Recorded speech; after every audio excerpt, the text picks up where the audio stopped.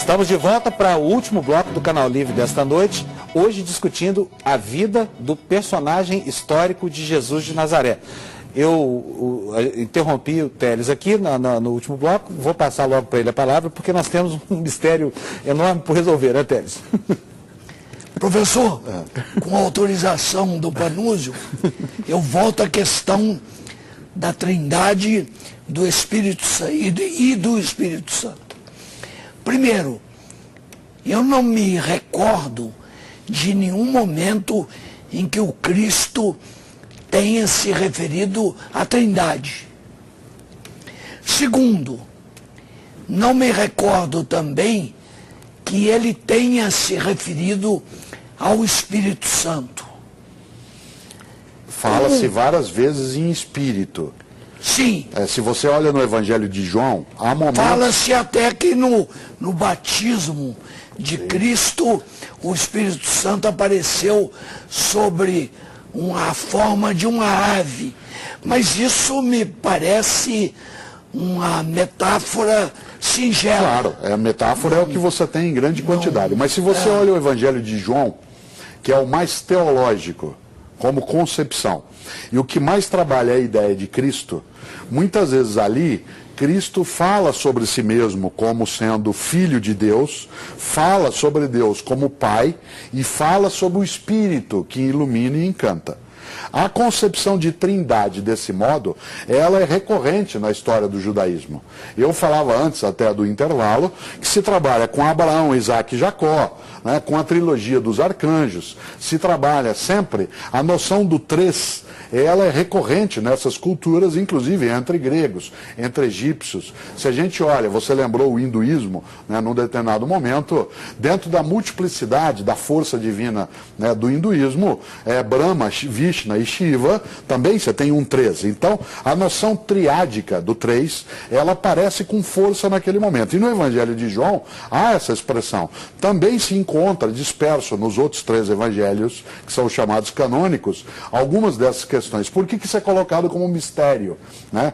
Obviamente porque a explicação do ponto de vista racional, ela encontra um obstáculo. Como é que você tem um único Deus, que são três pessoas? Isto é, não seriam três, então não é politeísmo. É evidente que a noção de três em um, ela é muito mais um combate à concepção romana da época, que era politeísta, que tinha muitos deuses, e o reforço do monoteísmo abraâmico e mosaico. Né? Desse ponto de vista, a gente pode até interpretar isso de outros modos, inclusive porque os hebreus, lá no início, se você lê em hebraico o livro inicial da Bíblia cristã, que é da Bíblia judaica, que é o livro do Gênesis, no início a narrativa fala em Elohim, em deuses, e não em Deus. Verbo. Isso assim, e nós criamos, fala no plural.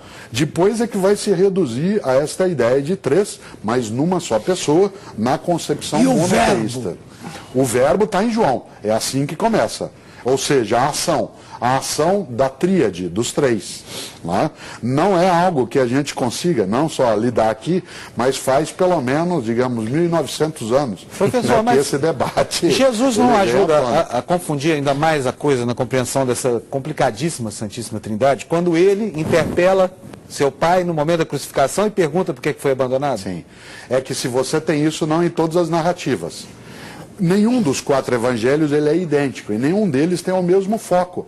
Se você olhar as quatro narrativas que saem daquelas comunidades que as produziram e depois elas foram aceitas como oficiais, canônicas, porque há mais de 30 evangelhos.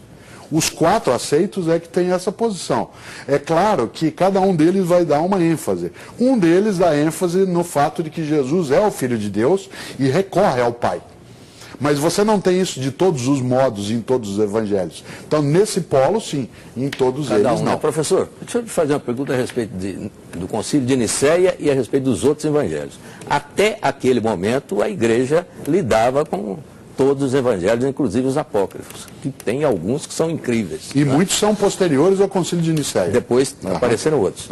Mas existe ainda alguma utilidade na leitura desses evangelhos apócrifos? Sem dúvida. Mas do ponto de vista da perspectiva religiosa mesmo? Nossa, você tem inclusive editoras cristãs várias delas, inclusive católicas, para pegar aquelas que são mais fortes nesse campo de publicações, elas fizeram livros com os evangelhos apócrifos. Então vamos tomar o evangelho... Porque a finalidade, por exemplo, de ler o evangelho de Maria Madalena, ou de Tomé, ou atribuído a Tiago. O de Tomé, onde Maria Madalena aparece num momento muito interessante lá com Jesus, os dois se beijando e o Pedro fica uma fera ali e tal. Isso, exatamente. Pois é, aquilo durante 3 séculos a igreja aceitou aquilo. Não, porque você não tinha a igreja.